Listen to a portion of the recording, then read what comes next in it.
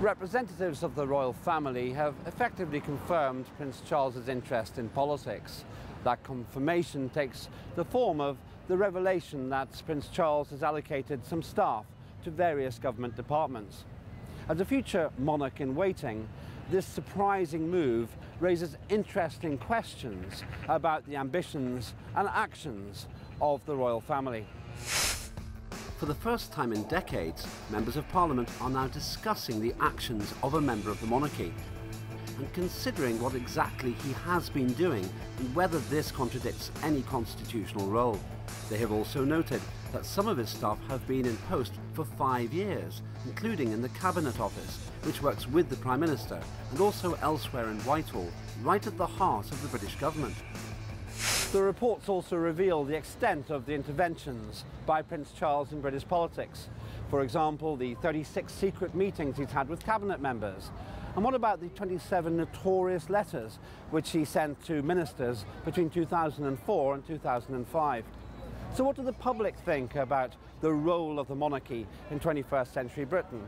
How do they feel about this prolific letter writing to the governmental decision makers? And do they trust the future king? These are the simple questions we put to the public, and we began by asking them what they knew of former kings and queens of the United Kingdom. Which British kings or queens can you name, and what are they famous for? Well, probably I know about the Queen Elizabeth, and she's currently the Queen of the United Kingdom, so that's far as I know about her. King Henry VIII, Queen Elizabeth, Queen Victoria, the Queen Mother, King George. Oh God, I did history back in GCSE, that's all I can remember, I think.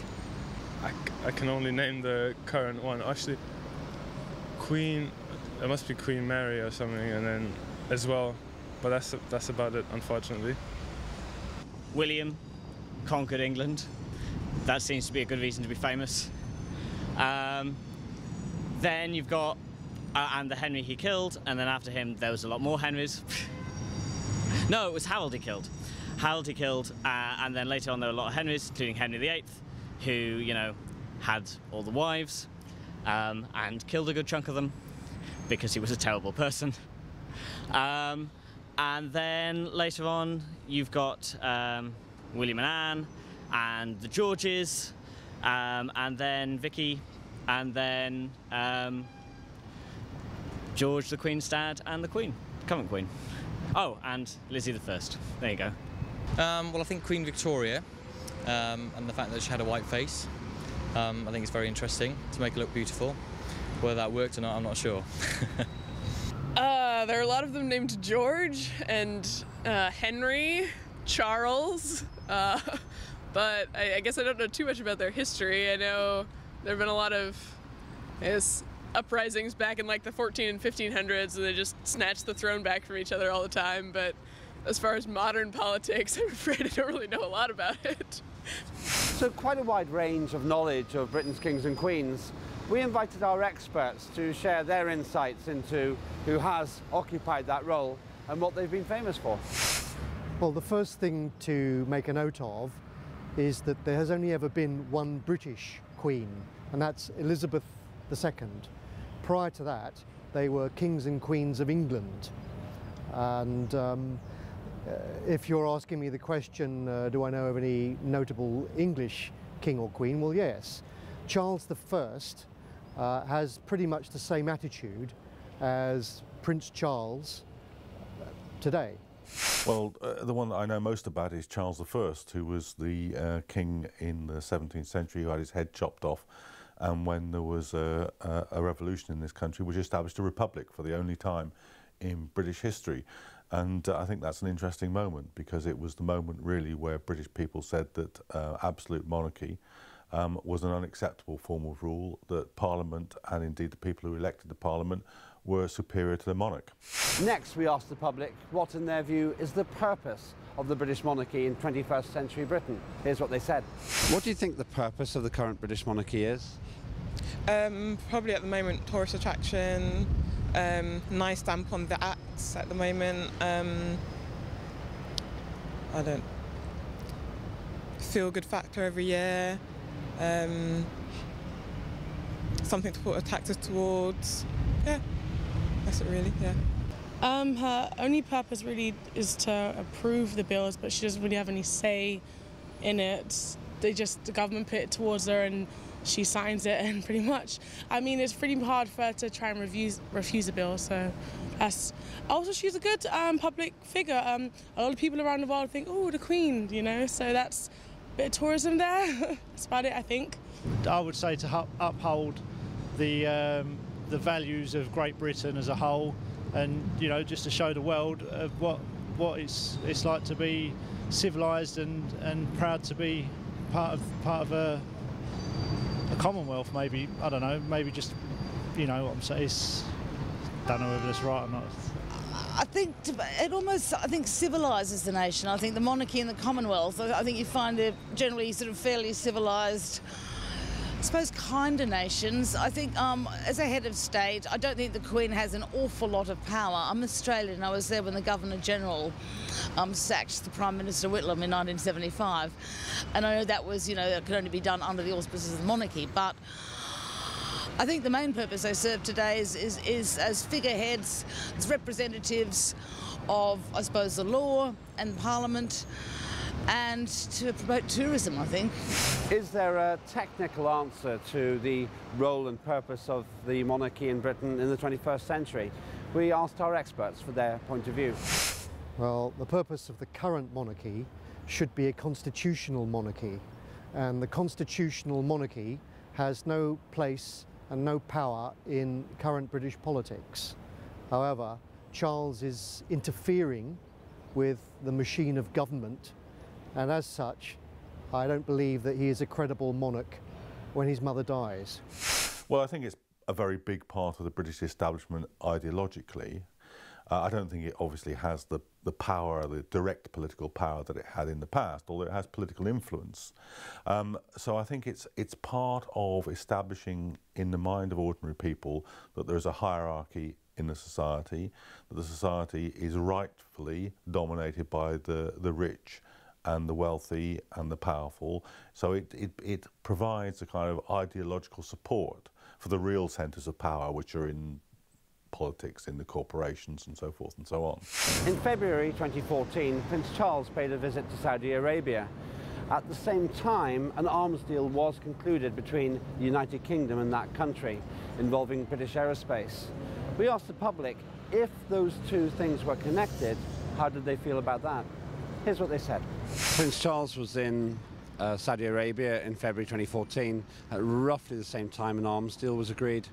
If the two things were connected, how would you feel about that? I think I do know from personal experience some of the connections, not just with Charles, but other members of the royal family, as to quite what has gone on in the Middle East around the arms and whatever. Andrew in particular. I don't want to go into the detail, but I know from my own working career that there are certain things that the general public probably wouldn't be very happy about. So that's not such a good thing. And you know, the connection with blood sports, wildlife, all those sorts of things produce bad headlines at a time when the world is getting worried about whales and elephants and everything else. So they're rather contradictory in some of their activities, I think. I don't know too much about the issue, but I would say it sounds a little suspicious. But again, you don't want to ask an American on Middle Eastern politics, so, particularly an uninformed one like me. Disappointed, let down, because he's all one for organic food, but if he's over there discussing that kind of thing, that goes against everything he believes. So yeah, disappointed and let down. I'd hope they wasn't, simple as that. I mean, yeah, it wouldn't be good for Great Britain, I wouldn't have thought, and for the royal family as a whole. It's not what they're about, I don't think. They don't get involved in political and things like that in that sense. So was there a connection, and if there was, how should we respond to that as a country? We turn to our experts for their opinion. Prince Charles is a long-standing friend of many royals in Saudi Arabia, in particular Prince Faisal. And if Charles were not involved in these arms deals, I would be very surprised. Yes, I do know about it, and I think these are a series of interesting revelations that have come out in recent years, because although it's generally true that the monarchy doesn't have the power that it once had in the political system, even in the 19th century, what it does show is that the monarchy, as part of the establishment, is constantly trying to interfere in the political process, to alter politicians' decisions according to its own interests, and that should be wholly unacceptable. In fact, it should be unacceptable, really, in a 21st century country, that you have a monarchy, that there is any place for the hereditary principle, because what a monarchy depends on is simply the idea that because you're born to a certain person, that you yourself then become wealthy and influential in the society, and that principle is fundamentally anti-democratic. So the fact that even at the margins, and perhaps more than at the margins, anybody who arrives in the society simply because of who they're born to is influencing major political decisions in a way that you or I certainly couldn't. That should be unacceptable. The British monarchy is not meant to have any influence over government. Yet it is a known fact that Prince Charles did allocate members of his staff to various government departments, such as the Cabinet Office, which works with the Prime Minister. We asked the public how they felt about that relationship. The monarchy and government are meant to be separate, but Prince Charles has actually allocated members of his staff into government departments, including the Cabinet Office. What's your view of that? Well, I mean, I think it's the same thing. If staff that are working for a member of the monarchy are working within government, then the monarchy is no longer apolitical. You have to not be involved in politics if you're the monarchy. Now, like, if Prince Charles said, look, ultimately I care more about being involved in politics than I do about my right to the throne, I think that's completely reasonable. I don't think he should be obliged to say, you know, look, I was born here, I was born into this position, I now have no choice. That's unreasonable. But he has to pick one. Like, it's completely okay if he says, look, I don't want to be involved in the monarchy side, I do want to be active in political campaigning. If he said that, I would respect him in the same way as any other private citizen. In the same way as you or I have just as much right to be involved in politics, he has a right too, but he has to give up the monarchy side. You can't have both. If they were to be separate, really breaks a lot of English tradition there, doesn't it? It wouldn't have much of a defining difference to what it is now. I mean, you could perhaps say that, okay, maybe there's nothing wrong with them being joined together, because a lot of other positions and government body members have, you know, joint jobs, so home attorneys, also MP, things like that, for example. It could be a good thing that they are connected, because that way it doesn't break English tradition, and it also has a lot of views. You know, it can connect with the people in that way, I think. I think it's a good thing that they're joined. It wouldn't be a big difference, to be honest, if they were separated, to be honest. Yeah, they're meant to be separate completely. That was the whole point of them moving the Supreme Court out, to get those guys separate and to keep the royal family apart from the Parliament. If the Queen's only allowed in Parliament for certain reasons, why is Prince Charles getting involved? It's not his place. Keep them totally separate.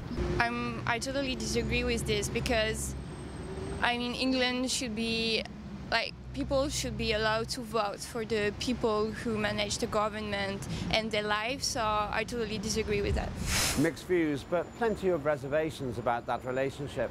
We asked our experts what they felt was the appropriate relationship between the monarchy and the government. Well, there are two elements to this.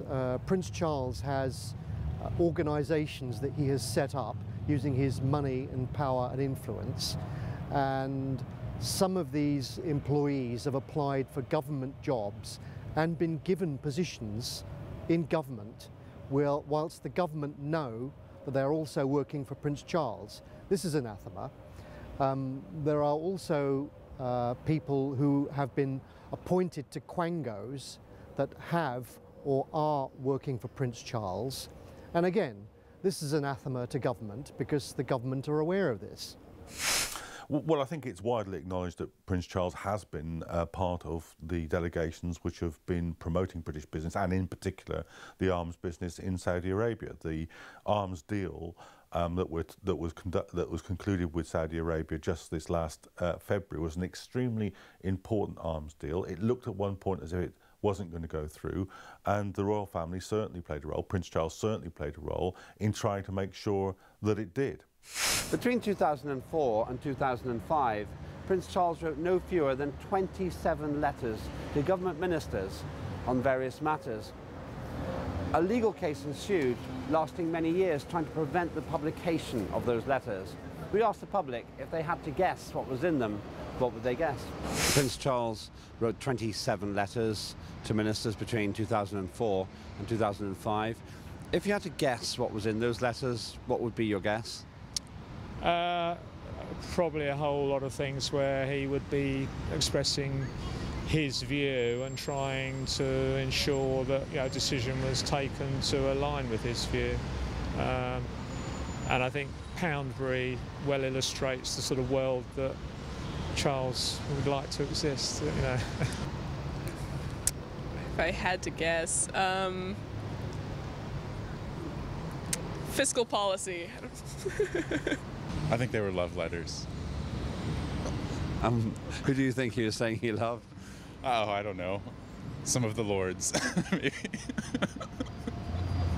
Prince Charles wrote 27 letters to government ministers between 2004 and 2005. If you had to guess the content, what do you think he was writing about? Oh my goodness, not what he was having for lunch, I'm sure. Very important matters, I would assume.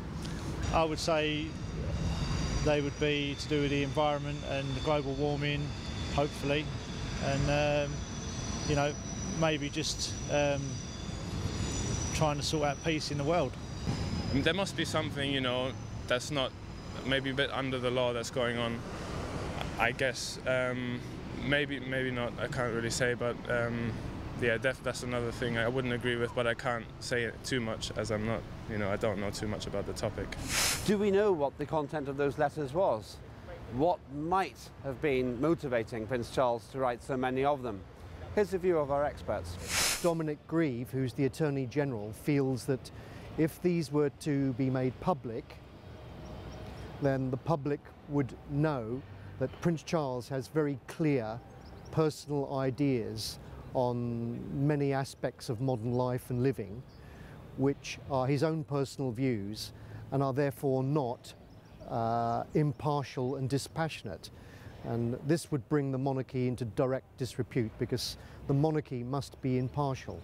And it's very clear that he is attempting to influence government by writing to government ministers, by influencing government ministers all the time with regards to his ideas and his policies. I think from what we know and from the leaks that have been revealed about this correspondence already, Prince Charles is actively trying to influence a wide range of government policy, particularly around interests that he has around the farming lobby and so forth and so on.